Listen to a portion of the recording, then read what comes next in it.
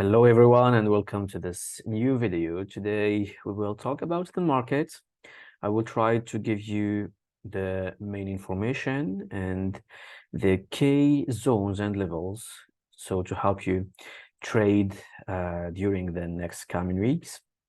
So we will talk first about the Treasury yields. As you know, that the yields are going higher and higher, and they are reaching so important zones. If we talk, for example, first about the 2 years Treasury yield, which is the short-term that represents the short-term Treasury bonds, we will see that today we are reaching the same zone as 2006 to the 2007, which was a very strong resistance. Okay, what does it mean? It means that there is a risk of increasing again the interest rates, that operators and traders, investors in general, are looking for risk off, looking for an increase in interest rates and then the comeback of the inflation.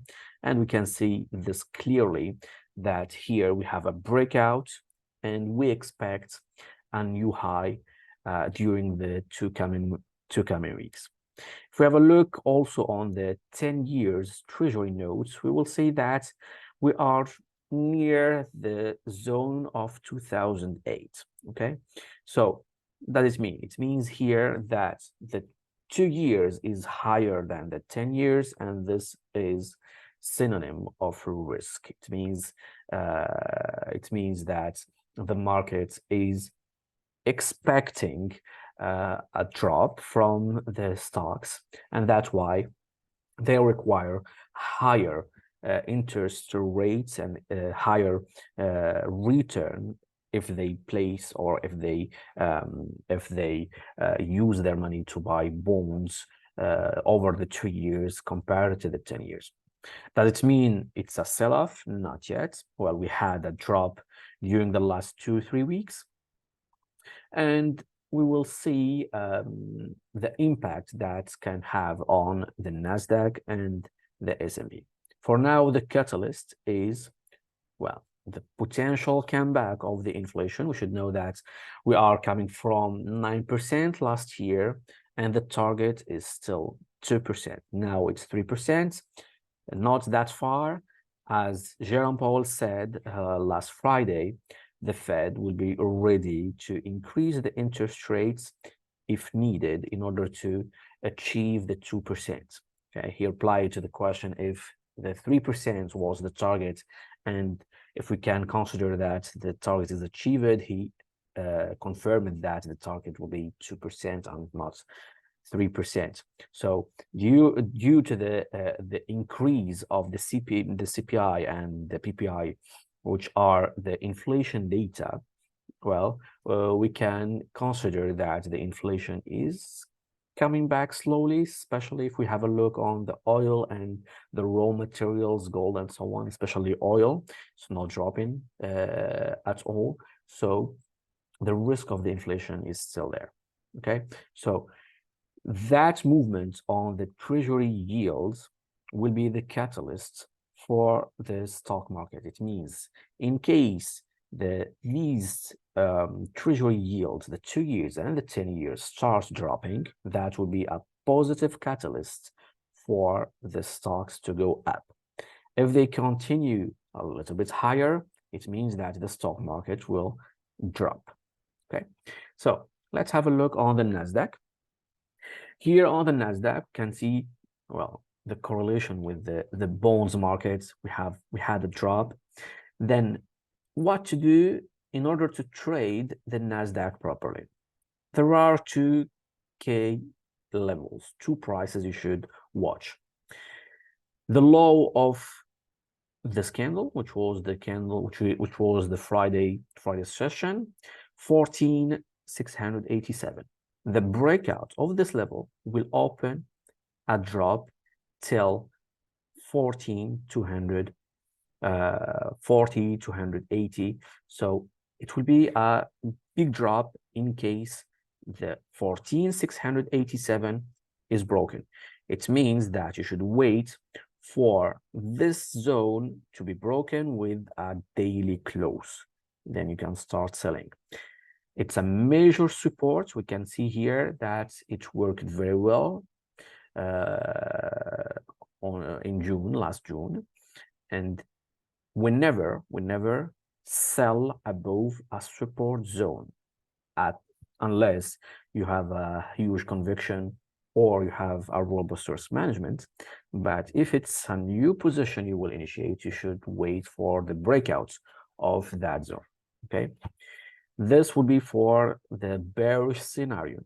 For the bullish scenario, the breakout of the high of Friday's session will be the K in order to go higher, and the target would be 15,200, 15,250, and the breakout here will be above 15,000. So above 15,000, it will be a buy till 15,200, 15,250. Below 14,687, it will be a sell. Okay, it can be buying puts or selling the spreads and so on. In between, the market will remain ranging to be up and down, up and down. So it's not a zone to trade. So above 15,000 or below 14,687, with the targets for the drop 14,280. For the buy, it would be 15,200 till 250. Okay, this is for the NASDAQ. Now for the S&P, we will have a large, let's say, outlook with the weekly charts, and we will see here that the S&P is trading within a channel, and here we are approaching them. We are near the middle of that channel. What does it mean? Of course, what you see as a blue curve is the moving average 50. It's a support, especially here. It was a major resistance with the polarity. We know that a major resistance, once it's broken, it turns into a major support. So that zone here, that level, 43.24 till 30, 24, 24 to 24 to 34 will be a big resistance, a big support, sorry, a big support. Only the breakout of that level, 24, 34, will be a bearish signal to sell towards the low of the channel, which is here a very big buy zone, and here you should be ready to buy at 4150, 4160, 4150, 4160, because here you can see that it was the major support. It will be a very important zone for buyers once, in case, of course, the sell happens.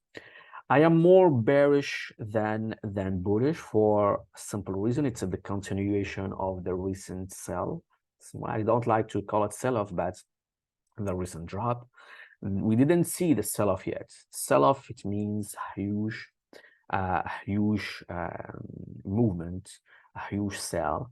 And the NASDAQ here is giving, sorry, not the NASDAQ, the MACD is giving the beginning of a bearish signal here. And we know that with the weekly time frame, the signals are so strong. So I'm expecting a drop unless the NASDAQ and the S&P start trading above the high of the last week.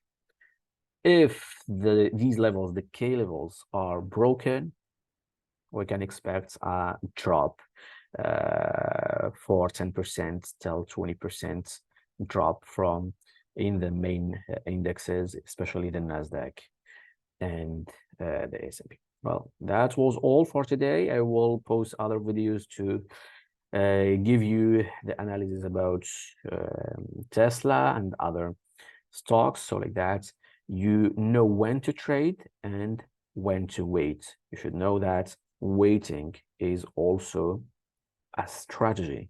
To not trade is a strategy. Trade only when you have the K level. Otherwise, just wait. Thank you and have a good day.